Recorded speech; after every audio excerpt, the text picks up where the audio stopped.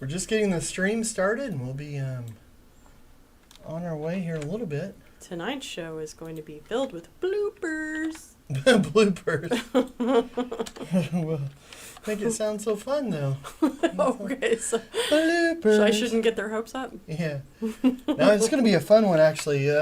Optical illusions and about how, I don't know, painting is weird, like the color's weird, but you can use that for your art, so I think it'll be fun. Anyway, I guess we should go. You ready? I like illusions, yes. Let's do it. Are we doing it? Are we doing it?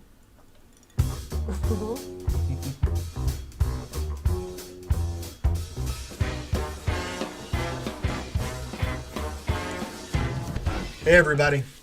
It's going to be fun tonight. Hello. Yeah, we got some stuff to talk about. It's Tuesday, people. It's Tuesday, and tonight it's all about when colors lie. And they're I forget which way to point. I don't know which way is the words. But yeah, it's all about the crazy way that the colors can actually look different in a painting or a piece of art. And then, where a red can suddenly seem like a green, like it could just really change. But the colors aren't changing it. So I wanted to talk a little bit about that. I saw something that was pretty cool the other day, and I showed Jack. He was like, yeah, you definitely ought to talk about this. So cheeky colors. Yeah. So if a 13-year-old says that something is interesting and cool that's not a video game, then it's pretty cool, and you want to talk about it. That's true. Yeah. So we're gonna talk about that today. We're gonna give away some art too. So we're gonna play some trivia. And and if you don't get every single trivia question right, I don't even know. Oh, me? I don't even know. Yeah. Oh, I thought you were talking to our friends watching. No, well, like you guys better get it right or else. No, I mean, no live stream for 1 year. It's like no soup for you. No stream for you. No, you've got your magic hat. Oh, yeah. And it's all about art. This hat doesn't work. I do have a backup hat, so this is usually my good trivia hat. But we'll see. Yeah. Well, Chevy at the I'm sorry. Go ahead. Oh no, speaking of Chevy, Robin has joined us. Says hey trivia, and Carla is with us and says hey y'all, and Kylie Sykes is with us and says hey y'all. Hey. Robin, Carla. So yes, trivia. I will put your name in a hat when you get it right, and John will pull it, and you could get a free print. It's exciting. It's what we do every other Tuesday. Yeah, and it was so cool. Chevy and Shirley showed up for the art reception this weekend, and Chevy, and they went full costume. Fabulous. Totally awesome as always, but Chevy wore my hat, so I had to wear it to reclaim ownership.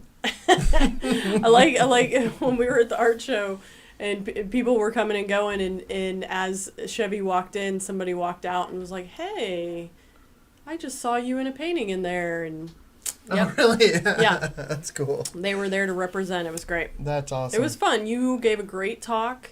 Oh, thanks. Very informative and casual and cool. Well, that's all. Well, thank you, and we are recording this, so now I've got you saying that. That's brilliant. But it was fun. You had some really good questions, and we went live with it. But the audio, because it was a big room and you were a little bit far away from me, so the audio was a little bit quiet, but it was there. Yeah. On the Facebook Live, we tried to do that, but we didn't have a mic or anything. So yeah. I mean, they had a mic there, but it's small. It was an intimate sort of situation, so we didn't need a mic. But I didn't even think about it for like the live or anything. So sorry, guys. I'll have to think about next that time. You'll just have to show up. But it was kind of fun afterwards, though, because Chevy and Shirley went with us. We went to the Vinyl Lounge here in Denton. Afterwards, and the Vinyl Lounge is a place here in Denton that's kind of set in the 70s. It's all vinyl records, and it's all, I don't know, it's very... It's like leather circular couches, fringe hanging everywhere. It's a great, and they have really good drinks, and Chevy and Shirley were clearly the stars. Yes, and they were dressed in the 20s, so yeah. So we were with people that were dressed in the 1920s, in a place that's set in the 1970s.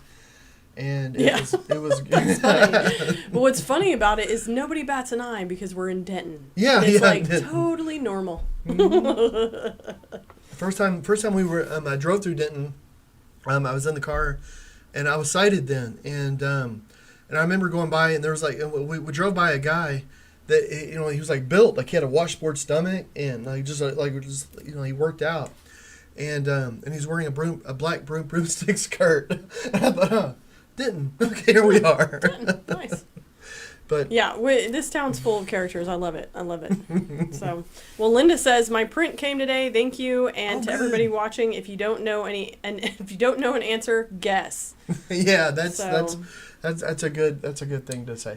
Robin said it was amazing. Speaking of the other night, and my mom joins us. Says, "Hey guys, love you. Well, love you. Hey, thanks for tuning in." Yeah. So you are putting down. Oh, mm-hmm. We got some other exciting news today.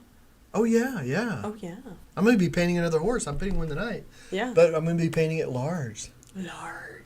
So the other day you posted like a mock-up mural concept. Yeah. So it's not fully done. It's just like a sketch of the mural. Yeah, and we, just like in a lot of murals for cities, you have to bid for it and give a concept and all that fun stuff. Well, they appreciated John's so much that he got the gig. Yay! So that's going to be awesome. Yeah, it's going to be exciting. We'll be out there at the end of October and working on that wall, and we'll obviously post as we're doing it. Mm-hmm. But it is 84 feet long. Yeah, and 14 feet tall, and yeah. And it's going to be so much fun. And that art that we shared the other day, it's just a sketch of it. So the actual paintings that I'm going to do now for it, like I always do the paintings on canvas first on a mural. They'll be much more colorful and much more detailed.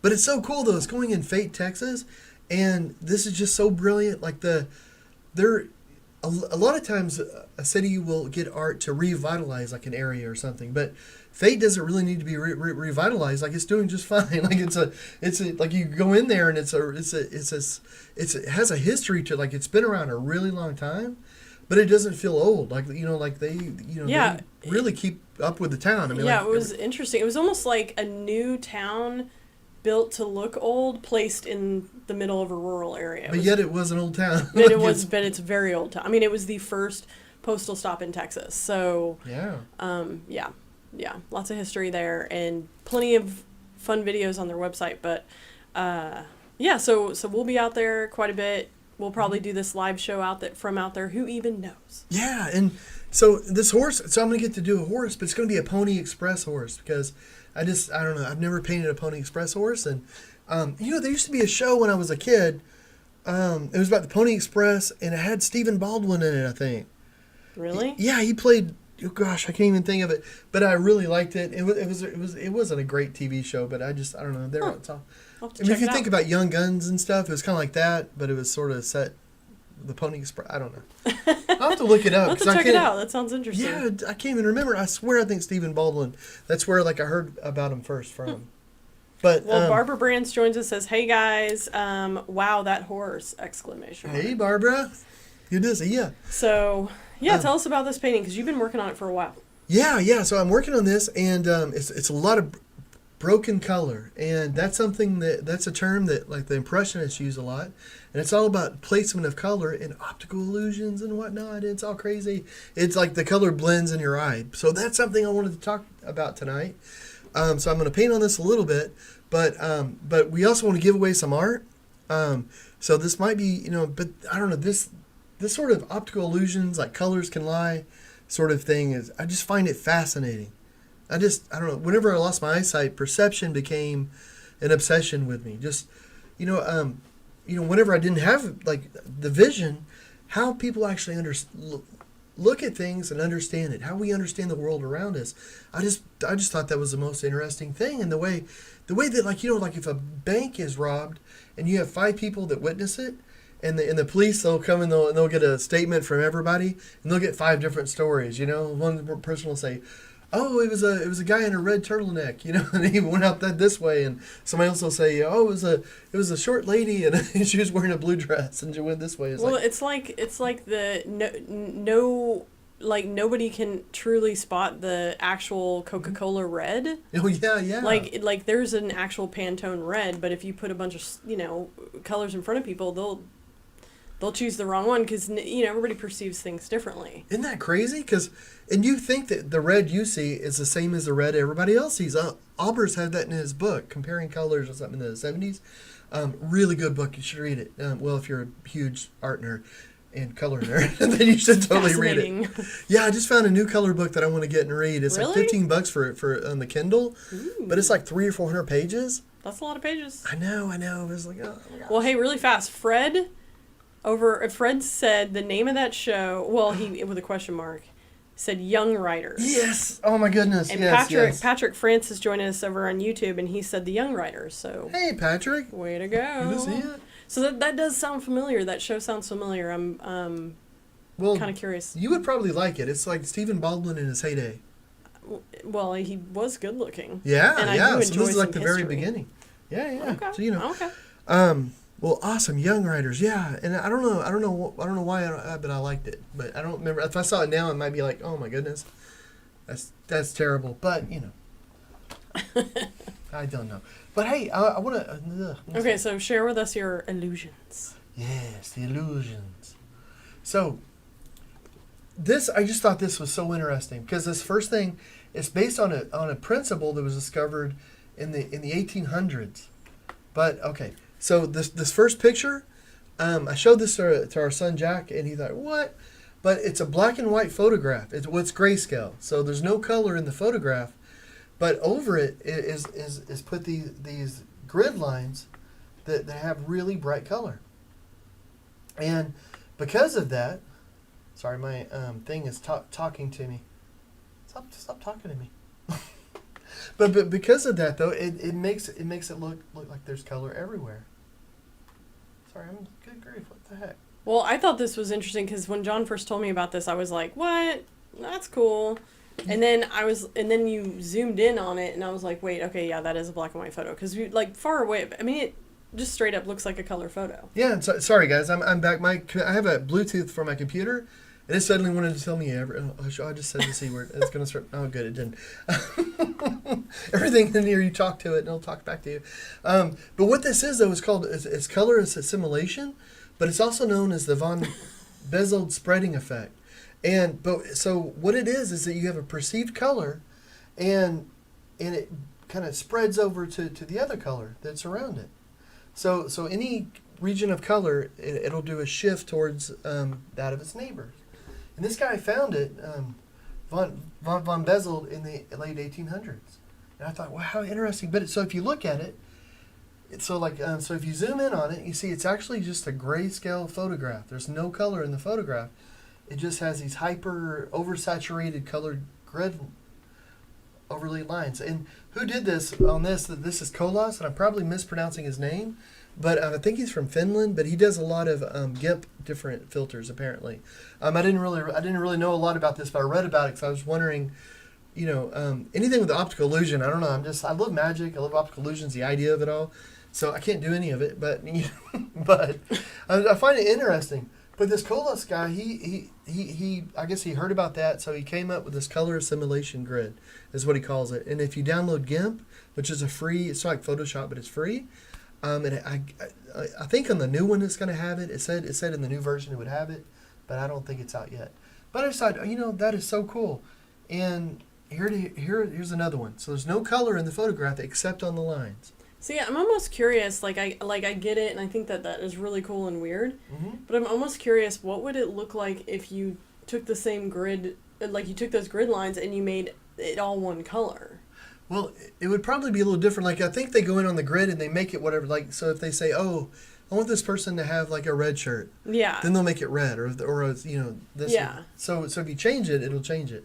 Well, I get in that, and that's what I'm just curious, what. I don't know. I don't know. Maybe whenever this GIMP the filter comes out, maybe we'll have to give it a try.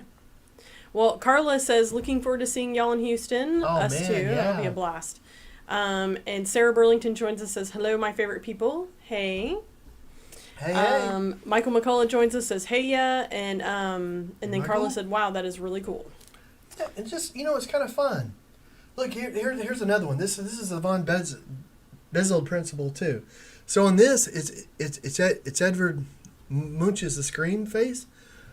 So Jacqui, because I read about this. I read about what it's supposed to look like. Yeah. But I can't see it. But I read how it does it and what it's supposed to look like. So the faces, What colors are they? Well, okay, I know what you're getting at here. On the left, it's like blue and purple. And on the right, it's orange and yellow and like maybe green. But I think what you're trying, I think what's happening is that it's red, maybe, and blue on the left, and it's making it look purple, and it's red on the right and making it look orange. Yeah, it's the same color red on both. Okay, that's what but if I didn't know this was an optical illusion situation, I'd be like, that's purple and orange. Yeah, and the only difference is there's blue and yellow lines that are going vertically through the picture.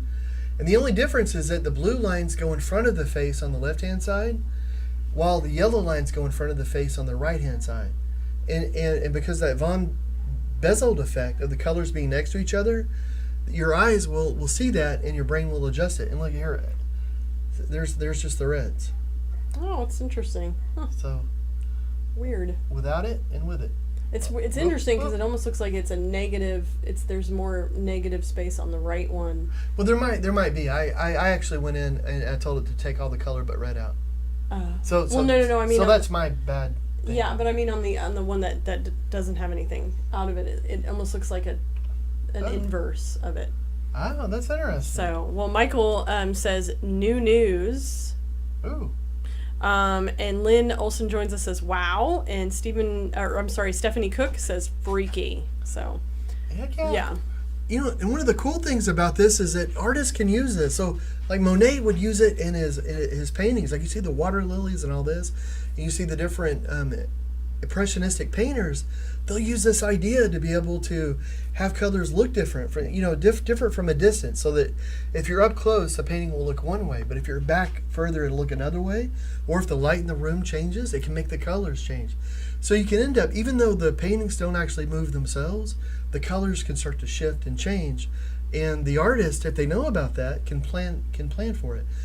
So I wanted to talk about Chuck Close because he died just over a month ago. Really? Like August 19th, I think, or something. But he lived to be like 81, but wow, he was really good at this sort of stuff. So, and Chuck Close, he was put in a wheelchair, I think, in 1988. But he learned to adapt, and he started to be able to paint in different ways.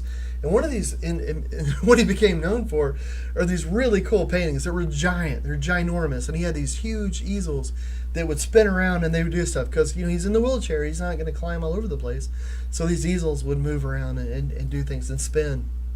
So he would paint from all kinds of directions on them, but he would paint these squares, and the squares are pretty big, like maybe not less than the size of your hand, but they're pretty big. And he would do a lot of portraits, so he did himself, like he did a lot of portraits of himself. And here's a portrait that he did. So if you're a little ways from it, everything starts to blend together and you start to see a face. And if you get a little further away from it, all the little weird lines and stuff kind of go away, and your brain corrects for it, and you see the face more. And I just think it's really interesting. Like you took this principle that von Bezold and all the different people came up with, and Monet, and was able to come up with this. Well, that's like there's an artist that we see at all the different art shows frequently. Mm-hmm. Her name is Jennifer Lashbrook, I think. Mm-hmm. And she's the one, you'll know who I'm talking about. She's the one that does all the paint swatches, and she'll make a painting out of just the paint swatches from Home Depot. Yeah. And then when you step back or you put your phone on it, it'll it won't really bring it into focus, but it blurs it so much that you know the image you're looking at, like if it's Frida or another celebrity or something like that. But you have to put your phone on it? It helps. That's kind of the shtick. But if you're just walking by her art and you see, from a distance, you're like, you know it, just because all the different paint swatches, even though they're individual, it starts to blur together and make the image. That's cool. Man, that sounds... that's one thing about Chuck Close's artwork is I think it's really cool, but oh my goodness, it'd be mind-numbing. It's like...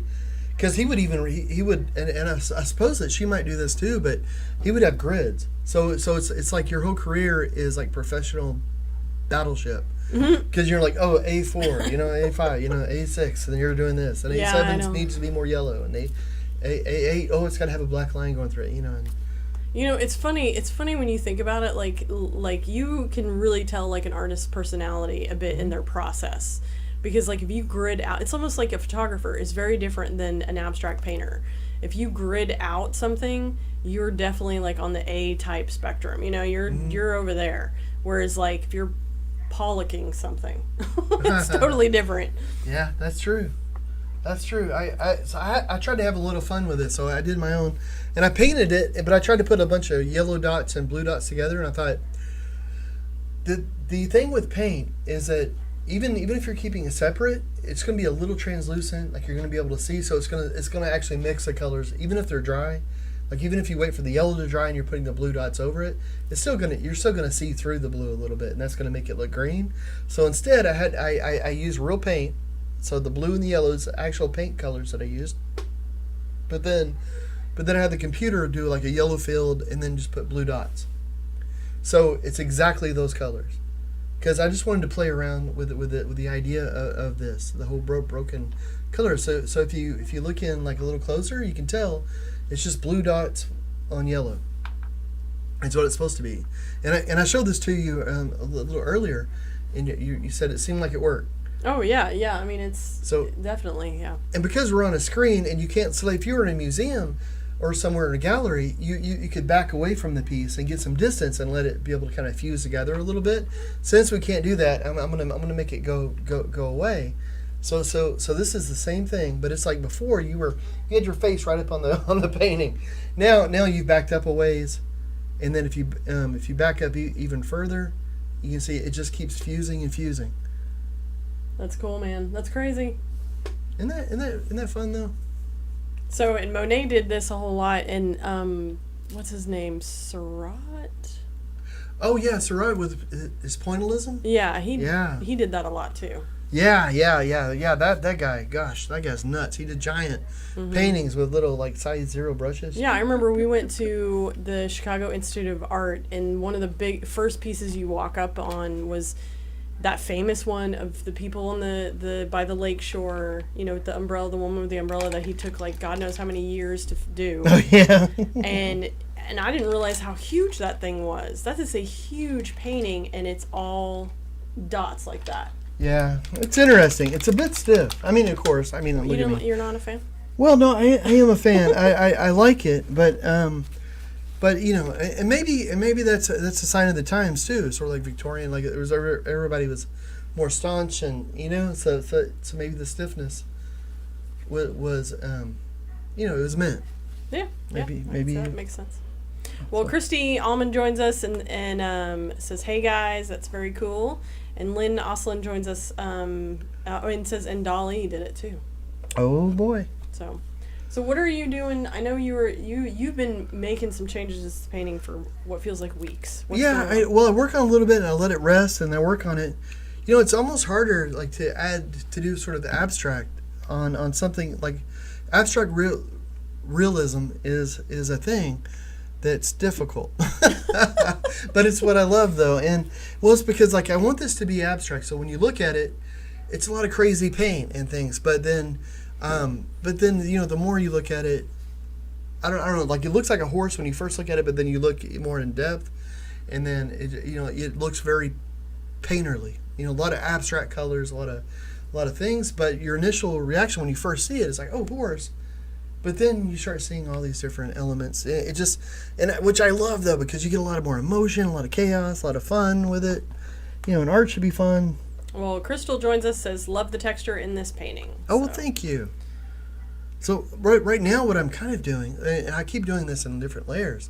I've done this in red, I've done it in blue, now I'm doing it in different burnt sienna tones, where I'm painting it so that, you know, the flesh of the horse looks like it's together enough where you know it's a horse and where the muscles and stuff would be, but not so much so that it's too defined. So it's trying to find that little, you know, walk that line.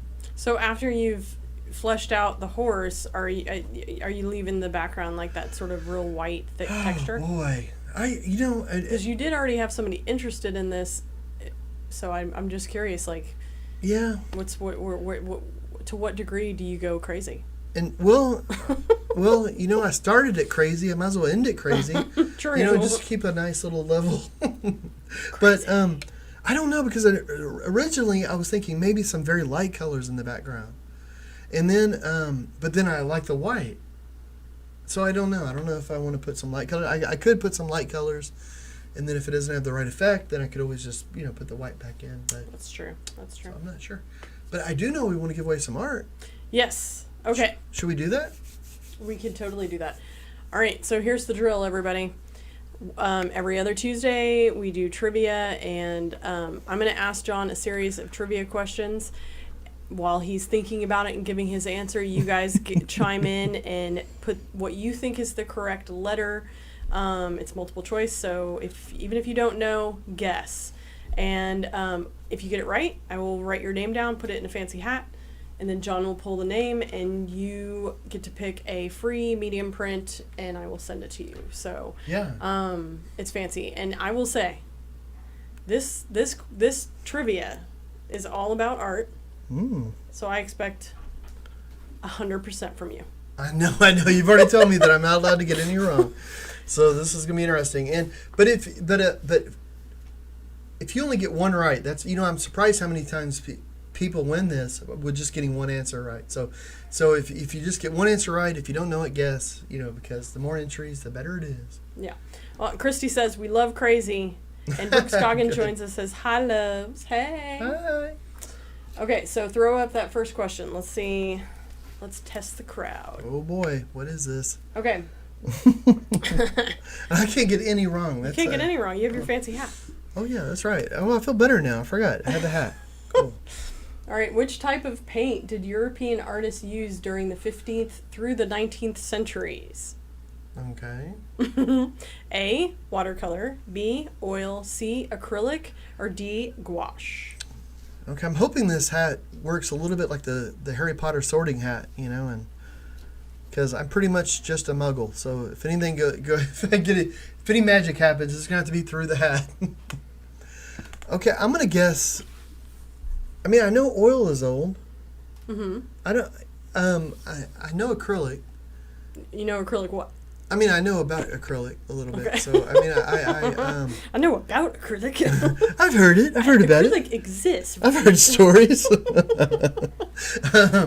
Well, but oil though, I know 15th. I want to say Vermeer and all that. I mean, that sounds right. Okay. But I may be overthinking it. It could be like, oh, gouache. Well, Fred said, I don't know what gouache is, so D. Gouache is sort of like a watercolor, but it has like chalk added to it, sort of thing. So if you think about like an opaque watercolor, which is really nice if you use gouache with watercolor. If you want to have some areas of the watercolor that's not transparent, gouache is awesome. Or if you screw up a watercolor, like you make a mistake, you can use the gouache to cover it up a little bit. So, not that I've ever done that, but I've heard rumors. So what would be Okay, what's your guess? I'm gonna say oil.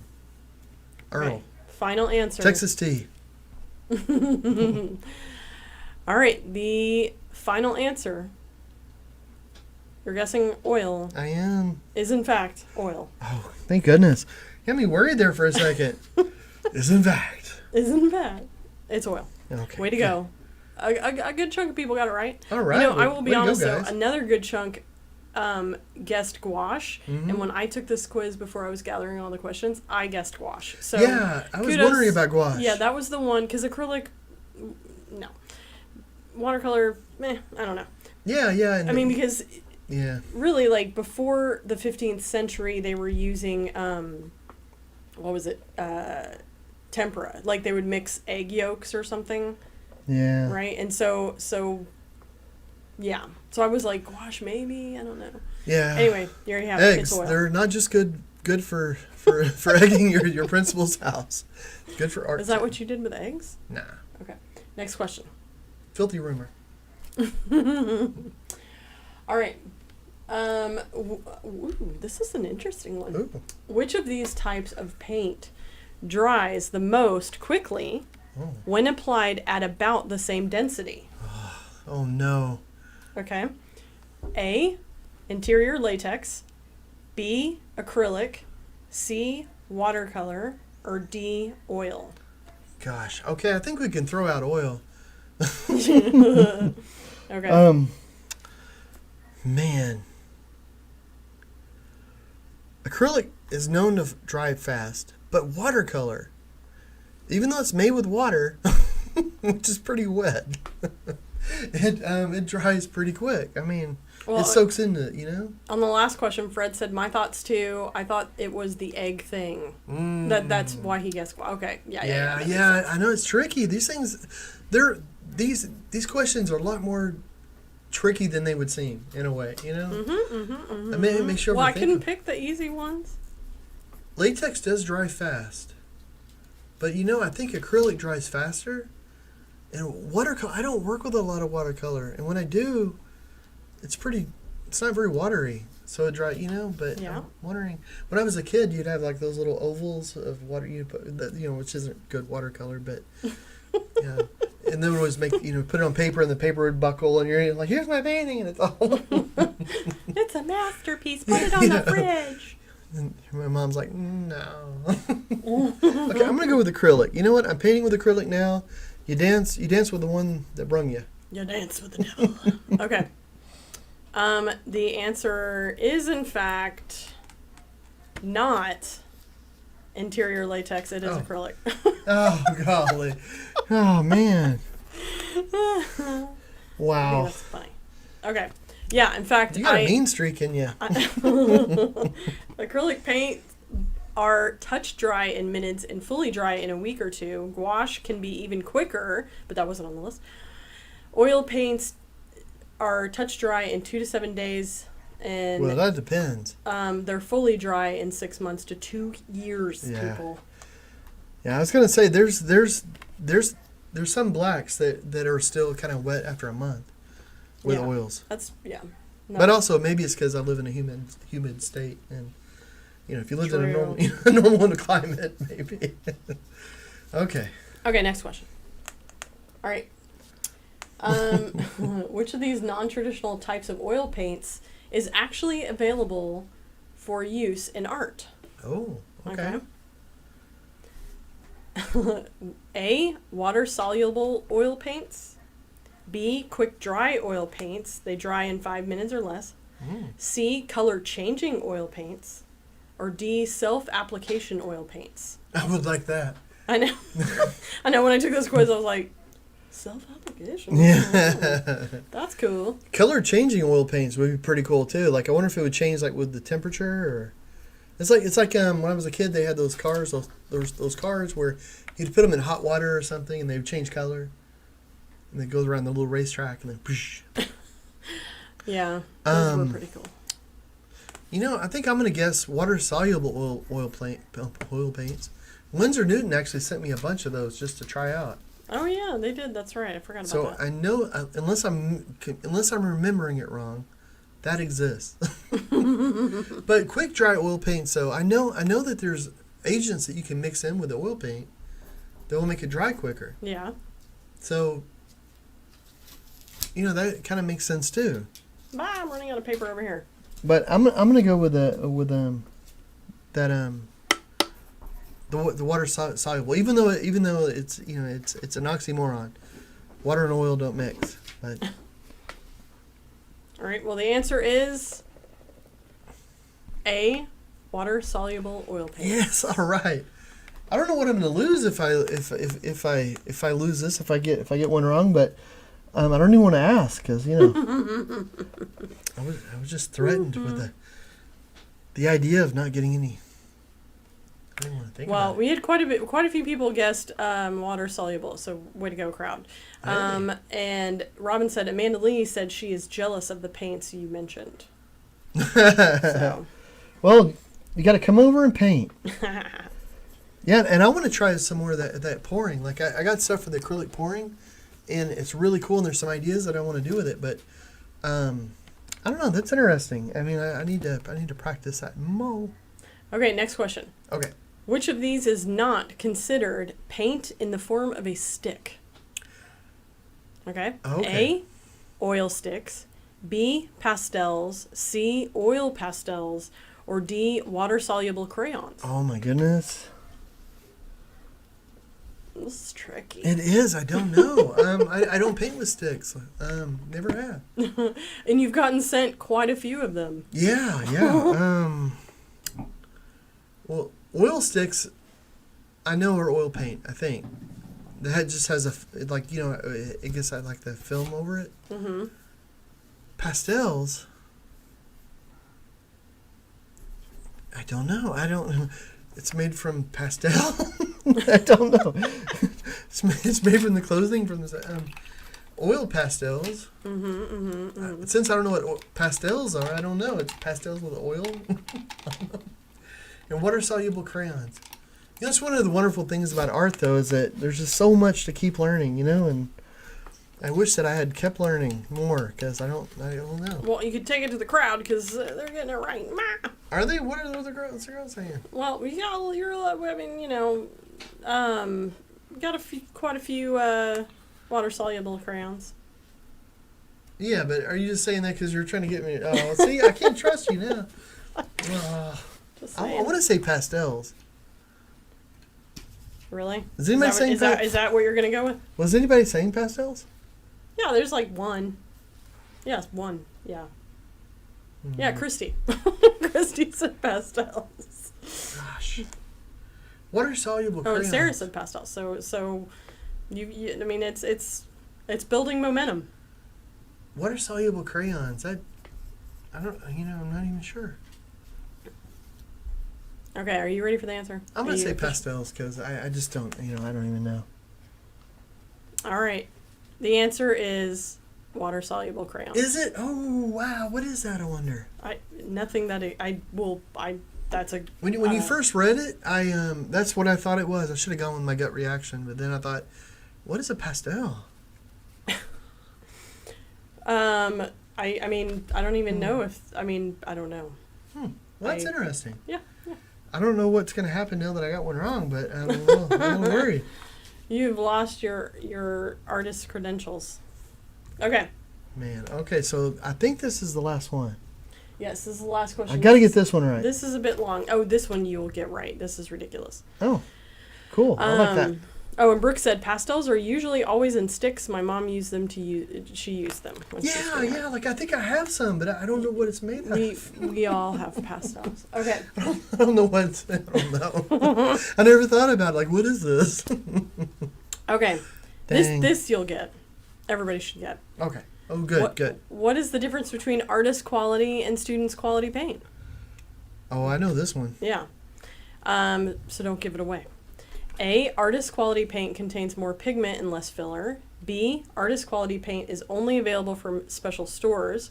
C, artist quality paint is harder to use.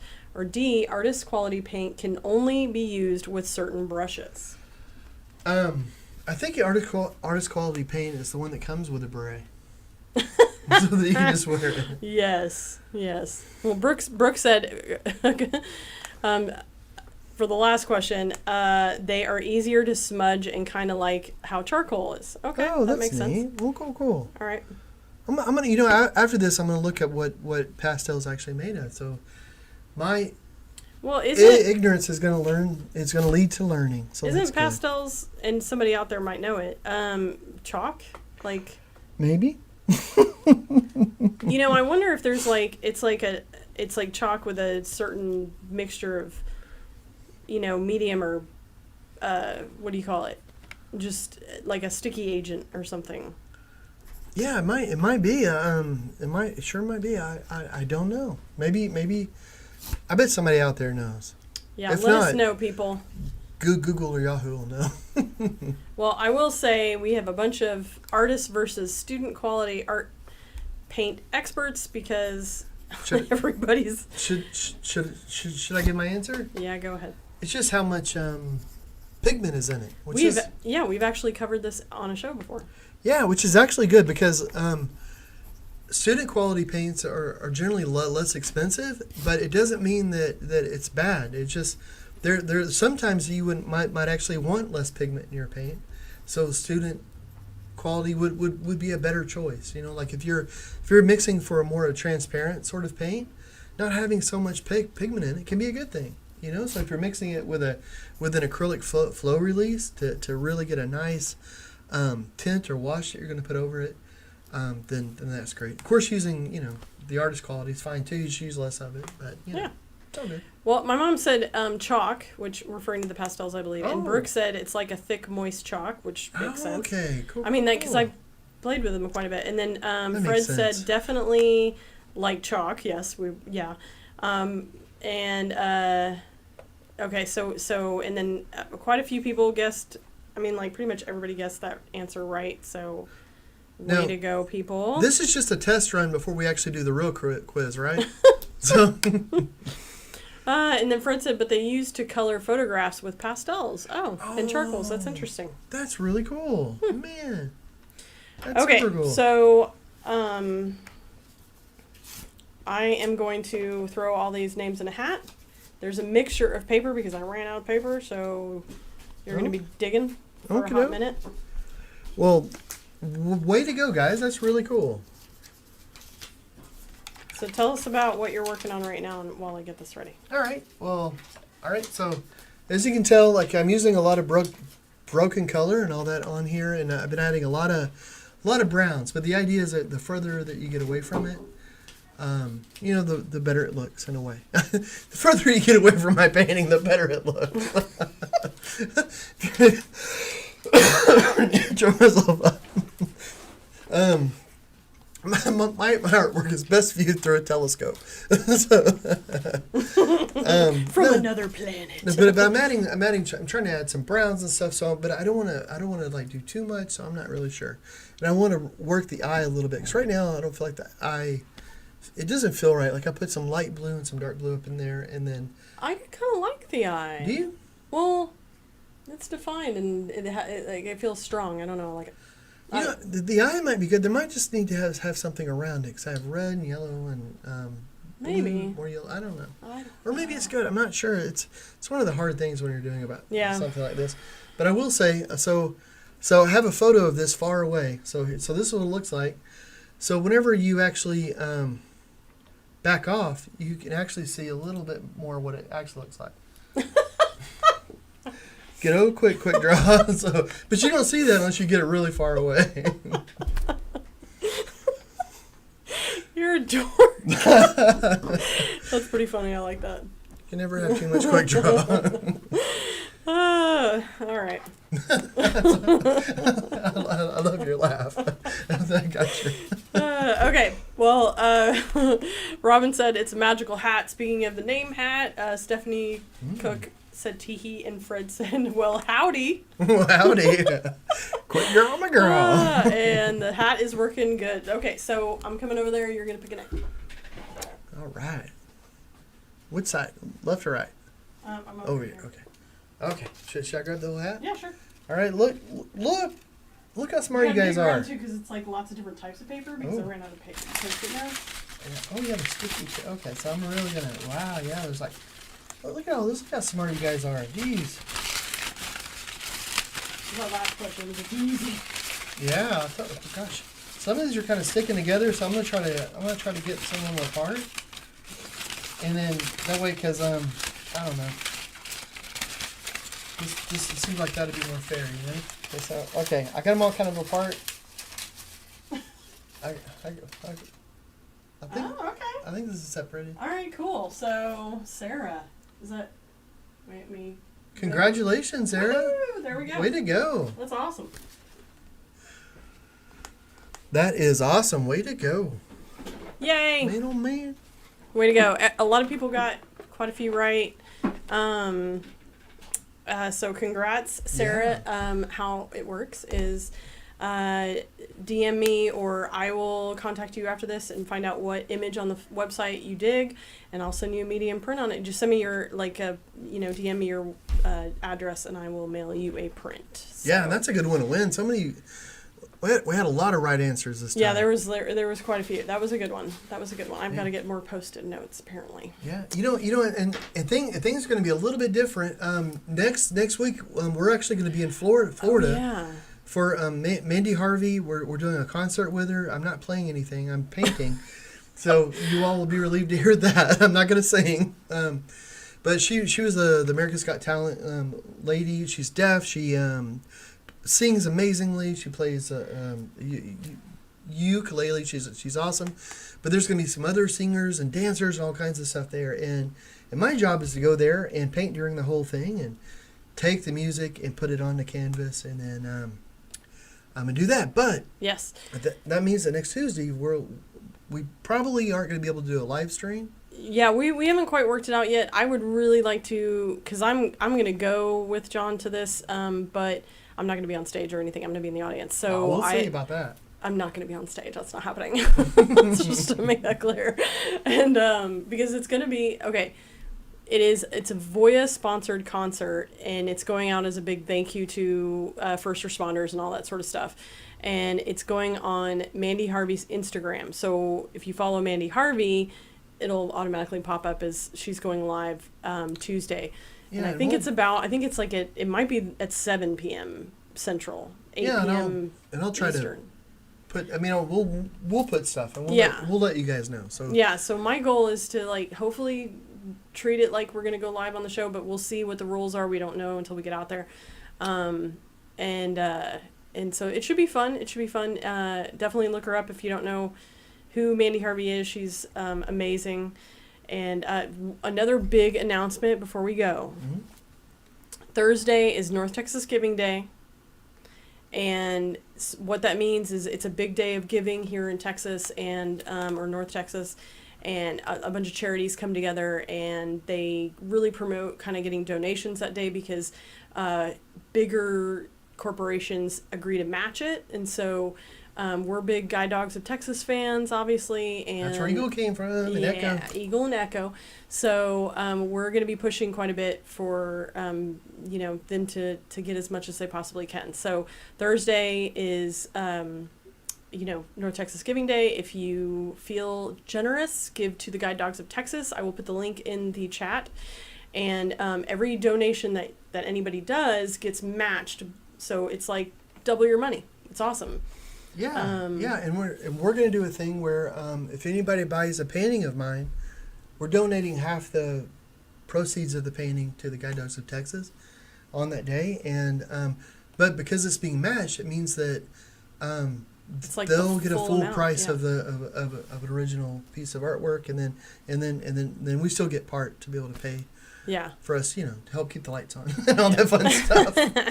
Yeah. So that's good. So everybody wins. So keep that in mind. It's Thursday. We'll send out notifications. Follow us on Facebook and all the fun stuff, TikToks and whatnots. Oh, and I'm also doing a workshop in Frisco at the Discovery Center on Sunday. Yeah. And this might be the last workshop I'm doing this year in the area. I'm not sure. I don't know of any other that are lined up. I know that I'm doing some stuff with the Dallas Museum of Art, but because of COVID, everything's online. So we'll have stuff that'll be, that'll go out on Zoom, which actually could be kind of fun and all that. But I know that this is an in-person in the DFW area, one that I'm doing. So that'll be fun. I'm looking forward to that. Yes, I am going to put the link to that workshop in the chat right now, and it'll also be on the YouTube description and all that fun stuff for everybody. But if you want to come hang and do art with us in person, sign up on their website and do that. So that is Sunday from 2 to 4. But that's going to be fun. That's going to be a lot of fun. And but guys, thank you so much for hanging out with us. This is brilliant.